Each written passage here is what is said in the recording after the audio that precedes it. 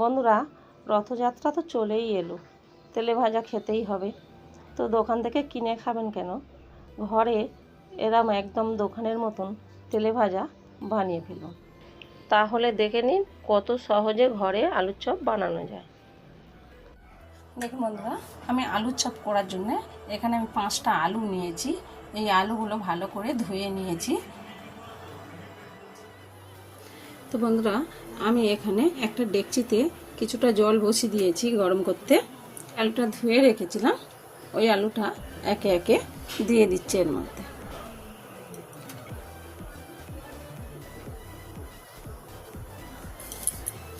তো বন্ধুরা, আমি 15 মিনিট সিদ্ধ করে নেব।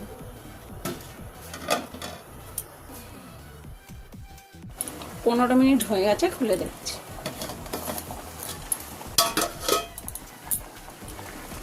দেখুন 15 মিনিট হয়ে গেছে। দেখুন আলুটাও গেঁথে গেছে, আলুটা খুব ভালো করে সিদ্ধ হয়ে গেছে। আমি লাবিয়ে নিচ্ছি, লাবিয়ে ঠান্ডা করে নেব। এখানে আমি একটা কড়া বসিয়েছি, এবার এর মধ্যে দিয়ে দিচ্ছি ধনে, জিরে, শুকনো লঙ্কা। এই সবগুলো ভালো করে ভেজে নেব। তো আলুর চপের জন্য এরকম মশলা কিন্তু তৈরি করে নিতে হবে। শুকনো কড়াই মশলাগুলো 2 মিনিট ভেজে নেব। বন্ধুরা, মশলাটা ভাজা হয়ে গেছে, গ্যাসের ওভেন বন্ধ করে দিচ্ছি। এবারে মশলাটা ঢেলে ঠান্ডা করে নেব। ঠান্ডা করে মিক্সিতে বেটে নেব। দেখুন মশলাটা ঢেলে নিয়েছি। এর থেকে বেশি ভাজবো না, এর থেকে বেশি ভাজলে মশলাটা তিতো হয়ে যাবে। তো বন্ধুরা, এটা ঠান্ডা করে বেটে নেব।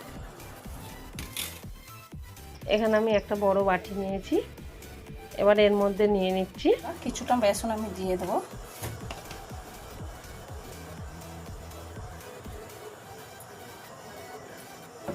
দেখুন বন্ধুরা, 250 মতন বেসন নিয়েছি এখানে আমি। এবার এর মধ্যে দিয়ে দিচ্ছি 1/2 চামচ নুন, 1/2 চামচ হলুদ গুঁড়ো, 1/2 চামচ লঙ্কা গুঁড়ো। তবে বন্ধুরা, আপনারা যদি লঙ্কা না খান নাও দিতে পারেন। আমি লঙ্কা দিলাম, লঙ্কা দিলে খেতে একটু ভালো লাগে। আর দিলাম 1/2 চামচ কালো জিরে। এই কালো জিরেটা দিলে চপের স্বাদ আরও বেড়ে যায় আর খেতে খুব সুন্দর লাগে। আর দিয়ে দিচ্ছি বন্ধুরা 1 চামচ সাদা তেল। অবশ্যই আপনারা সাদা তেল দেবেন। এই সাদা তেলটা দিয়ে মাখালে ভাজার সময় তেলটা কম টানে আর চপটা খেতে সুন্দর লাগে। এবারে আমি দিয়ে দিচ্ছি জল। অল্প করে জল দেব, খুব বেশি দেব না। জল দেওয়া হয়ে গেছে বন্ধুরা, এবার আমি ফেটে নিচ্ছি। শুকনো হয়ে গেছে, আরও একটু জল দিচ্ছি।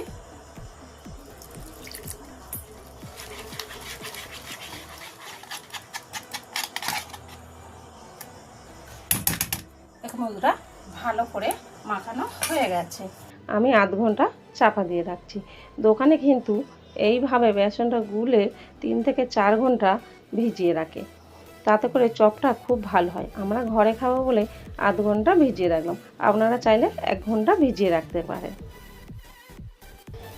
যেই আলুগুলো সিদ্ধ করে রেখেছিলাম, ওই আলুগুলো ভালো করে ঠান্ডা হয়ে গেছে, খোসাগুলো ছাড়িয়ে নিচ্ছি। এইভাবে খোসাগুলো ছাড়িয়ে নিতে হবে। তো এইভাবে আমি সব আলুর খোসাগুলো ছাড়িয়ে নিয়েছি। আলুগুলোর খোসা ছাড়ানো হয়ে গেছে। এবারে আলুগুলো ভালো করে থেঁচে নেব। ভালো করে থাসা হয়ে গেছে, সাইড করে রাখছি। এখানে আমি কড়ার মধ্যে তেল বসিয়ে দিচ্ছি। তেলটা গরম হয়ে গেছে। একটা পেঁয়াজ ছোট ছোট করে কেটে রেখেছিলাম, কড়ার মধ্যে দিয়ে দিচ্ছি। নাড়াচাড়া করে ভেজে নেব।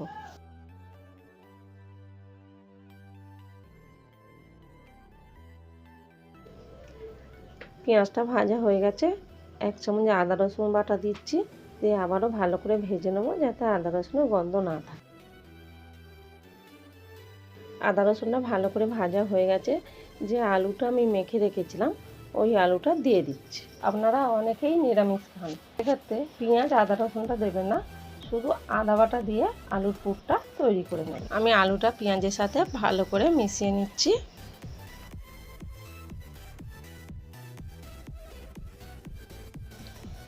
মেশানো হয়ে গেছে। এবার এর মধ্যে হাফ চামচ নুন দিচ্ছি, হাফ চামচ হলুদ গুঁড়ো দিলাম, অল্প একটু লঙ্কা গুঁড়ো দিলাম। যেহেতু কাঁচা লঙ্কা দিয়েছি সেই জন্য আমি অল্প করে লঙ্কা গুঁড়ো দিলাম। এবার সব মশলাগুলো আলুর সাথে ভালো করে কষে নেব। আলুটা ভালো করে কষা হয়ে গেছে। যে ভাজা মশলাটা গুঁড়ো করে রেখেছিলাম আমি 1 চামচ ভাজা মশলা দিয়ে দিলাম, দিয়ে আবারও নাড়াচাড়া করে ভালো করে মিশিয়ে নেব। আমি ভাজা মশলা কিন্তু এর থেকে বেশি দিলাম না, বেশি দিলে তিতো হয়ে যাবে, খেতে ভালো লাগবে না। ভালো করে কষা হয়ে গেছে, মশলাটাও ভালো করে মিশিয়ে নিয়েছি। আমাদের আলুর পুর তৈরি। লাভিয়ে নিচ্ছি, লাভিয়ে নিয়ে ঠান্ডা করে নেব। দেখুন বন্ধুরা, আলুটা ভালোভাবে ঠান্ডা হয়ে গেছে।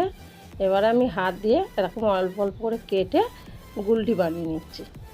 দেখুন এইভাবে সবগুলো গুলটি করে নেব।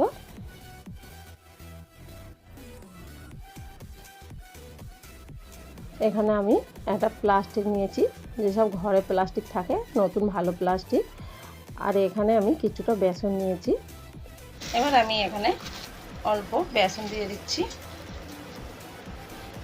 এখানে যে আলুটা গুলটি করে রেখেছিলাম বা গোল করে রেখেছিলাম ওই আলুটা দিয়ে দিচ্ছি, দিয়ে ওপরে একটু বেসন ছড়িয়ে দিচ্ছি, দিয়ে প্লাস্টিক দিয়ে এইভাবে চাপা দিয়ে দেবো।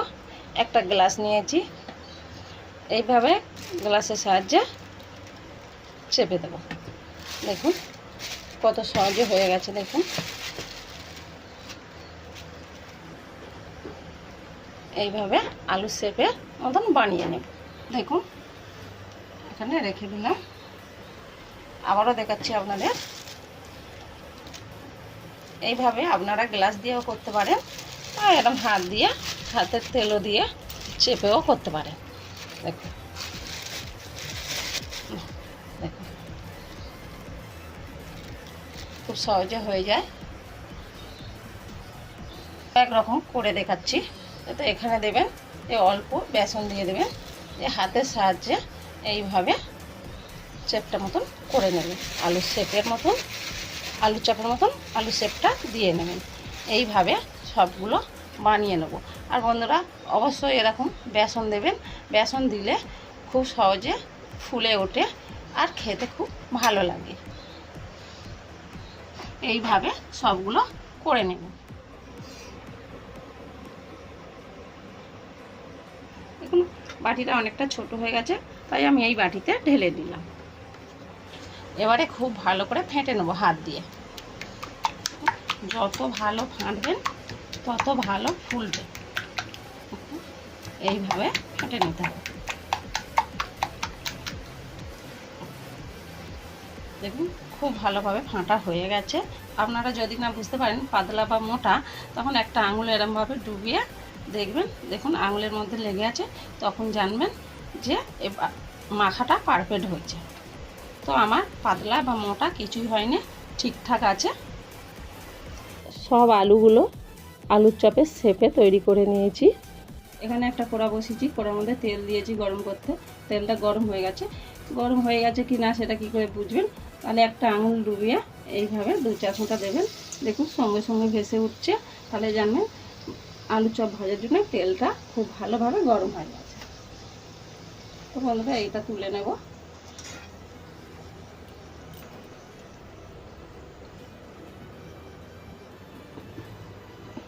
দেখুন আলুর চপের শেপে একটা আলু নিয়েছি, এর মধ্যে দিয়ে দেবো, দিয়ে এইভাবে বেসনটা ডুবিয়ে দেব। এইভাবে তুলে নিতে হবে, হাতটা এরমভাবে ছেড়ে নিতে হবে, এইভাবে ছেড়ে দেবো। এই একটা আলু নিয়েছি, এইভাবে দিয়ে দিলাম, আবারও বেসনটা দিয়ে দিচ্ছি। দেখুন এইভাবে হাতটা ছেড়ে নিতে হবে, না হলে কিন্তু তেলের মধ্যে ঝুড়ি কাটবে। এইভাবে ছেড়ে দিতে হবে। দেখাচ্ছি দেখুন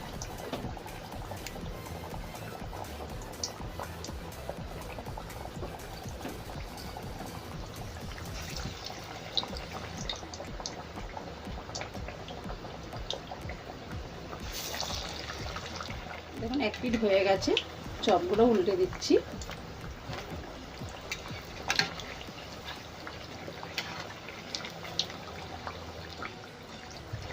দেখুন আলুর চপগুলো ভাজা হয়ে গেছে, কত সুন্দর ফুলেছে দেখুন। আমি তুলে নিচ্ছি।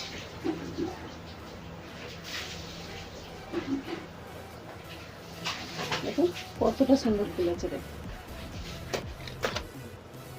আলুর ফুরুলি করবো, তার জন্য গোল গোল করে বেসনের মধ্যে দিয়ে দিচ্ছি। বেসনটা একটু এইভাবে মাখিয়ে নেব।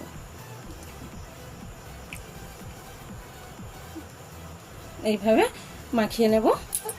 দেখুন এইভাবে বেসনের মধ্যে মাখিয়ে নিয়েছি। দেখুন এইভাবে আমি দিয়ে দিচ্ছি।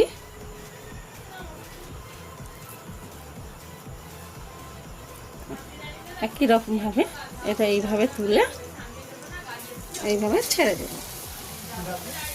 আরো মোটা হবে না বেসন।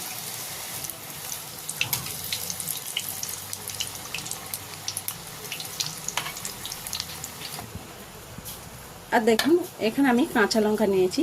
এই কাঁচা লঙ্কার চপটা খেতে কিন্তু খুবই ভালো লাগে মুড়ির সাথে। আপনারা এই চপ মুড়ির সাথে বা পুষ্টি ভাতের সাথে খেতে পারেন। দেখুন এই যে বেসন নিয়েছি, বেসনের মধ্যে লঙ্কাগুলো দিয়ে দিলাম।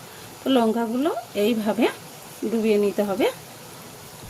এটা ছেড়ে দিই, ঠিক এইভাবে লঙ্কাগুলো ডুবিয়ে নিতে হবে। বোটাটা ধরে এইভাবে তেলের মধ্যে ছেড়ে দিতে হবে।